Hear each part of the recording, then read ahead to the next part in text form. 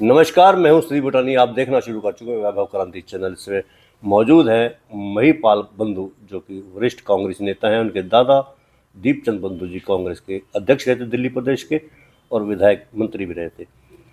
खुद दीपचंद बंधु ward number 7 से पहले पार्षद ही रहे। इस बार चुनाव लड़े थे वार्ड नंबर 8 से, जो हरियाणा चुनाव में पराजित हुए। इस बार हार के क्या क्या कारण रहे, आइए बात करते हैं महिपाल बंधु जी से।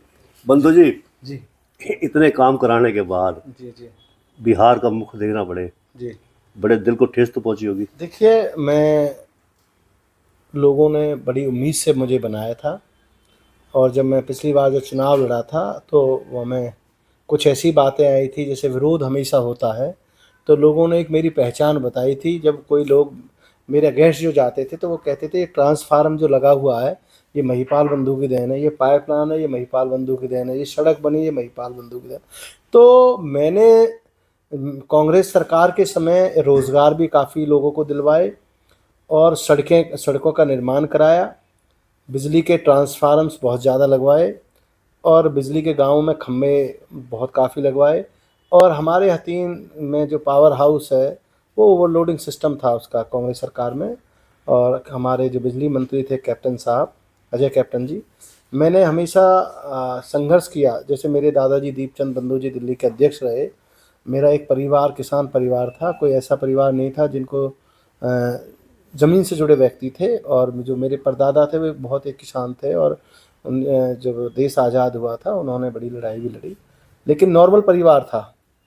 और मेरे दादाजी ने जैसे दिल्ली में जाके टीचर लगे, और उन्होंने दिल्ली में 1973 में जब चौधरी बंसीलाल जी मुख्यमंत्री थे, मैं बताना चाहूँगा आप, तो जब हरियाणा के टीचरों के खिलाफ एक मुहिम थी कि मैं टीचरों की मरोड़ और सड़कों की मरोड़ मैं छोड़ूंगा नहीं, तो उस समय मेरे दादाजी जो दीपचंद बंधु जी थे वो अध्यक्ष थे उस समय यूनियन टीचरों के।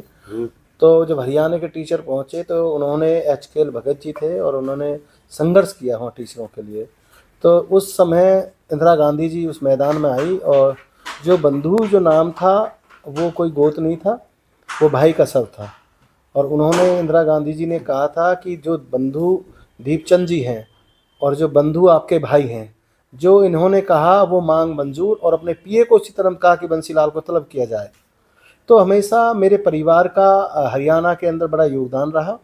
चौधरी देवी सिंह तेवतिया जी थे मुख्य न्यायाधीश, chief justice Punjab and Haryana high court, उन्होंने भी हमेशा प्रयास करे। उन्होंने एक गरीब, हमारा बहुत गरीब परिवार था, मैं बताना चाहूँगा आपको, और उन्होंने बैरिस्ट्री करी, और वो विधायक भी बने, और वो हमेशा लोगों की भलाई में, और बड़ी उनकी ईमानदारी की मिसाल थी। चलो दादाजी थे पॉलिटिक्स में थे, यहाँ के लोग बड़े नेता भी जाते थे, और वो हमेशा लोगों के लिए लड़ाई लड़ते थे दिल्ली में।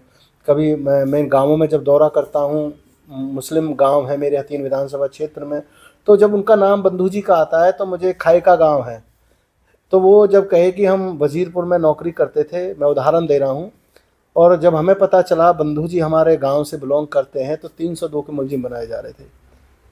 तो उन्होंने कहा जो आज हम जिंदा बैठे हैं तो बंधु जी की बदौलत है। कहीं हॉस्पिटल में दिल्ली में इलाज कराना होता था तो हमेशा वो खुद गाड़ी लेके पहुंच जाते थे कि मैं दादाजी हथीन से बोल रहा हूँ, पलवल से बोल रहा हूँ। तो एक उनकी कांग्रेस पार्टी के अंदर बहुत बड़ी एक पहचान थी, और यहाँ के हरियाणा के लोगों को जो लीडरशिप थी उनको सबको साथ लेके चलते थे। तो मेरा एक उनके बताए हुए रास्तों पर चला। जब मैं दिल्ली से 2010 में आया था तो मेरी हुड्डा साहब से मुलाकात चौधरी देवी सिंह तेवतिया जी ने कराई। मैंने लोगों के काम करे, और जो विकास से जो मेरी पहचान जानी जाती है, पहले मैंने अपने अपने गांव को डेवलप किया, मैंने अपने गांव को देखा। मेरे गांव में कोई फिरनी नहीं थी, ना मेरे गांव में कोई सड़क थी, ना मेरे गांव में कोई पानी का सिस्टम नहीं था। तो जैसे जैसे दादाजी के टाइम में मैंने बिजली के काम कराए थे, मैं बताना चाहूँगा, पानी के बूस्टर नहीं बनते थे उस समय। 33 लाख रुपए मेरे दादाजी ने, चौटाला साहब मुख्यमंत्री थे, लेकिन बंधु जी जो मेरे दादाजी थे उनके संबंध सभी मुख्यमंत्रियों से अच्छे होते थे। मैंने राजनीति, मेरा जन्म मेरे अपना गांव कोंडल में हुआ है, लेकिन मेरी जो राजनीति और मेरी जो पढ़ाई है वो दिल्ली से है। तो उनके जाने के बाद मैं गांव के लोगों ने कहा भैया अब तू नौकरी छोड़ दे और यहाँ कुछ काम करा। तो मैंने हथीन विधानसभा हल्के में, मैं कहना नहीं चाहता, विरोधी हमेशा होते हैं, सरकार वैसे कांग्रेस की रही, मेरे विरोधी भी रहे, मैंने कोई गांव ऐसा नहीं छोड़ा जिसमें बिजली का काम नहीं कराया। और मुझे लोगों ने जिला पार्षद बनाया। हरियाणा में सबसे अच्छी मेरी जीत रही और उन्हें बड़ा सम्मान दिया। और जब कभी ज़्यादा काम हो जाते हैं तो शायद उनका, मैं तो सोचता हूँ, फिर लोग सोचते हैं कि भाई दूसरे भाई को देख लेते हैं। अभी जैसे हमारे अभी वार्ड नंबर 8 में कई गांव हैं 16 घंटे बिजली 16 घंटे बिजली दे रहे हैं, जो गवर्नमेंट के नॉर्म्स हैं भाई, लाइन लॉसेज हैं की वजह से। तो मैंने कभी अपने क्षेत्र के अंदर बहुत लड़ाई लड़ी बिजली के, जैसे होना, जैसे पावर हाउस बनना है एक उसमें टावर में, विधायक साहब अच्छे आदमी ईमानदार हैं, हमारे आपस में अच्छे भी भाईचारे जो रिलेशन है, उसका मुद्दा भी मैंने रणजीत सिंह चौटाला जी से उठाया कि रणजीत सिंह चौटाला जी ने मुझे कई बात मेरे दादाजी के बारे में बताया। जब वो दिल्ली के अध्यक्ष बने तो उन्होंने मुझे कई बातें बताई कि भाई हम कांग्रेस में थे, जब बंधु जी एक हरियाणा से जाके दिल्ली की राजनीति में वो अध्यक्ष बने तो बड़ी खुशी की बात थी। तो आज जो विकास कार्य हैं तो उनमें अहम जो विकास कार्य कराए जाते हैं वो मेरे दादाजी दीपचंद बंधु जी की मेहरबानी है।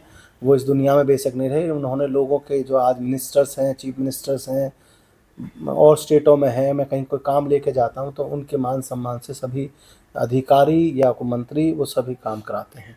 ऐसा भी बताया जा रहा है कि आपने युवाओं को रोजगार भी दिलाए हैं, डिस्ट्रिक्ट पे नौकरियां भी दिलवाई अपने प्रयासों से। हाँ। तो ऐसे कितने लोगों को रोजगार दिलाया? भाई मैंने 2010 से अब से कम से कम 300 से 400 आदमियों को रोज़गार दिलवाया और रोज़गार के लिए भी लड़ाई खूब लड़ी।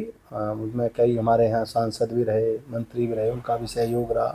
हम किसी बात को जब तक आगे लेके नहीं जाएंगे तो वो काम होना ही नहीं है, उसमें सभी का सहयोग था, लेकिन प्रयास किए। लेकिन कभी ऐसा हो जाता है हम घर में एक दाल को खाने लगते हैं तो वो दाल कहते हैं यार बाहर का ज़रूर खाना देखेंगे वो अच्छा है। तो मुझे तो यही है कि लोगों ने देखा भी महिपाल बंधु ने अच्छे विकास कार्य कराए, कोई नहीं अब दूसरा देख लेते हैं, तो उन्होंने कोई जो भाई उन्होंने चुना है वो अच्छी बात है। मैं तो ये चाहता हूँ उस भाई को बधाई हो, लोगों के काम करे। और जब विकास कार्य नहीं होंगे, मेरे से आज तक पहले जिला पार्षद रहे, जैसे कलसाड़ा गांव था उसमें कभी पानी नहीं था 30 साल से, मेरे बनने से पहले उस गांव में कोंडल की दर पे पानी, उनका बिजली का सिस्टम, आप विनोदागढ़ी चले जाओ, रिंड के चले जाओ, मरोखरा में मुस्लिम गांव में कभी इतनी सुविधा नहीं थी। मैंने उस गांव में ट्रांसफार्म, उस गांव में सड़क बनवाई, 2 बूस्टर बनवाए। आप बहिन चले जाओ, बहिन में सड़कें बना के दी मैंने।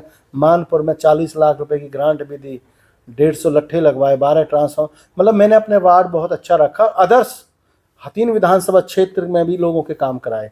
लेकिन मैं ये कहना चाहता हूँ कि विकास को लोग, मैं अपने उससे कहना चाहता हूँ, शायद विकास को लोग पसंद नहीं करते। आपने बताया जैसे कलसाड़ा, रजौल का, हाथीन, मानपुर, ऐसे कई और भी गांव हैं। हाँ, इतने अगर काम कराए उनमें वोटों की संख्या कितनी रही आपकी? भाई उनमें देखो कोई नहीं है, देखो कोई अपना होता है। मैं इस बात कहूँगा जैसा मेरा अपना कोई भाई है तो शायद मैं अपने लोगों उनमें भाई देखो, मेरे 2 भाई हैं, वो साथी मेरे साथी चुनाव लड़े हैं, आपस में हमारे संबंध भी हैं और बिल्कुल शांतिपूर्वक चुनाव लड़ा, कोई कैसी बात नहीं थी। तो अपनापन भी हो जाता है। तो उधर से भाई वो रावत भाइयों को मिल गई, इधर सहरावतों में 3 कैंडिडेट थे, सहरावतों को मिल गई। और मैं गांव से भी 2 भाई खड़े थे, मैं भी था और एक भाई और था। तो जैसे वोट तो मेरे को मिली थी हर जगह से, ऐसी कोई बात नहीं है, लेकिन जो मार्जिन था वो काफ़ी ऐसे ही रह गया। महिपाल बंधु एक नाम माना जाता है लंबी रेस का घोड़ा। आप जिला परिषद तक सीमित रहेंगे या विधानसभा चुनाव की तैयारी भी आप कर रहे हैं? देखिए विधानसभा की जो बात है, मेरे दादाजी स्वर्गीय दीपचंद बंधु जी जब दिल्ली सरकार में वो मंत्री थे तो मैं बताना चाहूँगा, तो मैं उनसे जब गाड़ी में बैठा था, सिक्योरिटी जो PSO था, मैंने उनको अपने दादाजी को कह रहा था मुझे टिकट चाहिए, मैं हतीन से लड़ना चाहता हूँ। तो वो एक महान, एक अच्छे पुरुष थे, अच्छे व्यक्ति थे। उन्होंने मुझे एक सलाह दी कि तू नौकरी छोड़ और तुझे कोई चुनाव हतीन से लड़ना है और तू वहाँ जाके लोगों की सेवा कर और तेरे को अपने आप टिकट मिलेगी। लेकिन मैंने उनके आशीर्वाद से मुझे जिला पार्षद तक बना और कांग्रेस की टिकट मांगूंगा, मेरा हक है। मैं एक सच्चा और एक ईमानदार कांग्रेसी कार्यकर्ता हूँ, नेता नहीं हूँ, कार्यकर्ता हूँ। और मेरे जो बड़े नेता हैं उनको भी पूरी जानकारी है। मैंने हमेशा विकास के मुद्दे पर ही अपना विश्वास जमाया। लेकिन जो जैसे हालात देखते हैं, जो ये चुनाव होते हैं, पंचायती चुनाव है, देखिए जो पार्टी से चुनाव होगा एक अलग चुनाव होता है, और ये जो पंचायती चुनाव होते हैं ये गोद से हो जाते हैं। तो इसमें तो कोई ऐसी नहीं, टिकट मांगूंगा और मुझे पार्टी टिकट देगी या किसी और भाई को भी टिकट देगी, मैं कांग्रेस का सिपाही बनकर मैं कांग्रेस पार्टी के लिए मेहनत करूंगा। मुझे टिकट मिलेगी तो मैं चुनाव लड़ूंगा, किसी और भाई को भी टिकट मिलेगी तो कांग्रेस का एक कार्यकर्ता नाते उस भाई के साथ प्रयास करेंगे, उसको विधायक बनाएंगे। कांग्रेस के राहुल गांधी की जी भारत जोड़ो यात्रा निकल रही है। हाँ, हाँ। 21 तारीख को हरियाणा में प्रवेश कर जाएगी। जी जी।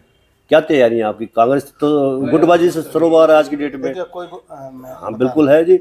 हुड्डा गुट अलग है, शैलजा गुट अलग है, ऊपर से किरण चौधरी का गुट अलग है, और इधर से रणदीप सुरजेवाला जी का गुट अलग है। देखिए पलवल जो जिला है वो एक बहुत अच्छा जिला है हमारा, नूह भी बहुत अच्छा है। यहाँ मुझे तो लगता नहीं है पलवल में या कोई गुटबाजी हो। देखिए बहन शैलजा कुमारी जी एक बहुत बड़े नेता हैं, उनके पिताजी थे बहुत बड़े नेता थे। कोई ऐसी नहीं है, उनको जनरल सेक्रेटरी बनाया गया है कांग्रेस पार्टी का। और यहाँ कोई नहीं है। दीपेंद्र हुड्डा जी आए थे, करण दलाल जी के उदय करण दलाल जी, प्रेम दलाल जी और चौधरी उदय भान जी और दीपेंद्र हुड्डा जी ने यहाँ आदेश देके गए हैं। और हमारे जो अध्यक्ष हैं चौधरी उदय भान जी, हुड्डा साहब ने उनको अध्यक्ष बनाया, कांग्रेस पार्टी ने, सभी ने। और वो एक हमारा बहुत बड़ा मान सम्मान है। उदय भान जी के जो आदेश हैं, जो हमारी ड्यूटी लगाई है 2-2, 400 आदमी लेके हम अलवर बॉर्डर पर वहाँ पहुँचेंगे। और हमें 5 बजे का टाइम दिया, हम 4:30 बजे पहुँचेंगे। और हम कांग्रेस के सिपाही हैं, कोई गुटबाजी नहीं है, सब बेकार की बातें हैं। जो लोग करते हैं वो गलत करते हैं। हम कांग्रेस के सिपाही हैं, कांग्रेस पार्टी में जन्म लिया। मेरे दादाजी को कहना नहीं चाहिए मुझे मीडिया पर कि उनको मुख्यमंत्री बनना था 1998 में, लेकिन चलो कास्ट की वजह से या वैसा कोई रहा, उनको मुख्यमंत्री बनना था। वो जब सोनिया गांधी जी को बताया कि वो जाट हैं या ऐसा है, चलो वो रह गए, कोई नहीं, उनको मंत्री बनाएगा। लेकिन हमने कभी अपनी पार्टी के खिलाफ कभी नहीं गए आज तक। हम कांग्रेस के सिपाही हैं। और उदयवान जी का, हमारे प्रदेश अध्यक्ष दीपेंद्र हुड्डा जी का, करण सिंह दराल जी का और चौधरी रघुवीर सिंह जो तेवतिया हैं, उनके आदेश की पालना करेंगे। अपना जो भी हमें संगठन की जिम्मेदारी उन्होंने दी है वहाँ जाने के लिए, अपने वर्कर्स को लेके हम वहाँ सही 4:30 बजे हम पहुँच जाएंगे बॉर्डर पर। से जो कांग्रेस की आप कांग्रेस से प्रत्याशी होंगे, लोग कांग्रेस से खुश है क्योंकि बीजेपी से भी नाराज नहीं है लोग। आपने गुजरात का भी देख लिया होगा, 156 सीटों का रिकॉर्ड तोड़ हुआ है। हिमाचल में सरकार बनते बनते रह गई उनकी। देखिए कैसे रहेगी, कहाँ 25 सीटें, कहाँ 40 सीटें। देखिए एक समय आएगा, देश के हालात बदलेंगे और लोग कहीं भी, कोई भी कहना, मुझे आप बताइए, कोई व्यापारी, कोई किसान, कोई मजदूर, कोई फैक्ट्री का मालिक, आम व्यक्ति, कौन कौन सब परेशान है लोगों से। महंगाई, आप तो पेट्रोल डीजल का जो रेट है, कांग्रेस के टाइम में क्या था, 50 पैसे एक महीने में बढ़ते थे। जब जब पूरा कच्चा वो बैलर जब बढ़ता था तो पेट्रोल उस टाइम 55 रुपये और डीजल 55 रुपये लीटर था, शायद 70 के आसपास पे पेट्रोल था। सब लोग अंदर से दुखी हैं। जैसे आपके जो पंचायती चुनाव हुए थे ना, ये बीजेपी वालों को पता लग जाएगा अब की बात। वही तो मैं पूछ रहा हूँ कि इतना होने के बावजूद भी सरकार बीजेपी बना जाती है। हैट्रिक का दावा कर रही है बीजेपी मनोहर लाल की सरकार का। मैं ये कह रहा हूँ, देखिए वहाँ जब गुजरात की बात करें, प्राइम मिनिस्टर जाके वहाँ रैलियाँ करता हो, 50-50 रैलियाँ, वहाँ का गृह मंत्री हमारे देश का, और वहाँ जाके बताए तो उसका भी प्रभाव पड़ता है। प्राइम मिनिस्टर वहाँ जाता है तो 50-50 रैलियाँ एक राज्य में। वहाँ के मुख्यमंत्री रहे थे, लेकिन कुछ कमियाँ भी हमारी भी रही हैं, जैसे मैंने सोशल मीडिया के माध्यम से सुना है। कोई नहीं, समय आएगा, कांग्रेस का बोलबाला रहेगा देश में। कांग्रेस पार्टी गरीबों की पार्टी है और आने वाले समय में लोगों को रोज़गार मिलेगा। देश के हालात इतने ख़राब है। जब कभी आपने किस देश में टैक्स लगता है आटे पे, दूध पे कहाँ टैक्स लगता है। आप रेलवे प्लेटफॉर्म पे घूमने के लिए जाते थे, जब 2 या 3 रुपये होती है, आप बताते हैं 50 रुपये, एक पता कितनी है। अब आप बसों में जाते हैं, आज किराया कितना बढ़ गया। आप हवाई जहाज़ से, मतलब हर चीज़ तो बेच दी। अब इससे आगे क्या है।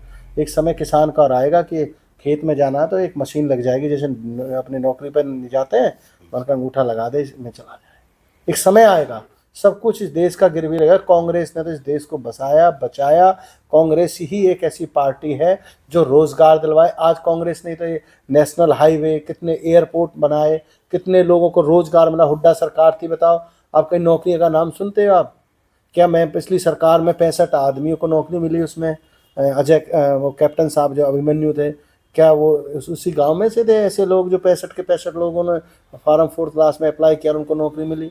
कहाँ भ्रष्टाचार नहीं है? सारा भ्रष्टाचार। आप सिलेक्शन बोर्ड में कितने आदमी पैसे लेते पकड़े गए, आप मुझे बताओ। लोग बोलेंगे जब समय आएगा ना, जब 1 साल के बाद चुनाव है, 1 साल समझो, और जब पता लग जाएगा, जैसे कहते हैं ना हम जीत गए, जैसे मैंने एक चुनाव लड़ा था, विकास कार्य, जब वोटिंग होगी जब पता चलेगा। तो 2024 में कांग्रेस फतेह मारेगी? देखिए हमारे राहुल गांधी जी बहुत मेहनत कर रहे हैं, प्रयास कर रहे हैं, और हम तो ये कहेंगे सरकार कांग्रेस पार्टी ही बनाएगी। तो ये थे हमारे बीच में महिपाल बंधु, वरिष्ठ कांग्रेस नेता हैं, काफ़ी अनुभवी और सुलझे हुए भी हैं। इतने विकास कार्य तो अपने वार्ड नंबर 7 में कराए थे, लेकिन वार्ड नंबर 8 जब बदला तो उसमें हार का मुंह भी देखना पड़ा महिपाल बंधु को। दावा किया है कि प्रदेश में आने वाली सरकार कांग्रेस की होगी। महंगाई, भ्रष्टाचार चरम सीमा पर है, ये कह रहा था महिपाल बंधु का। नीचे जो आप देख रहे हैं यूट्यूब चैनल, इसको आप लाइक करें, सब्सक्राइब करें, कमेंट बॉक्स में जाकर प्रतिक्रिया दें, इस लिंक को ज़्यादा से ज़्यादा शेयर भी कर दीजिए, क्योंकि वोकल फॉर लोकल के लिए आपकी उंगलियों का चलना बहुत जरूरी है। धन्यवाद। जय हिंद, जय भारत।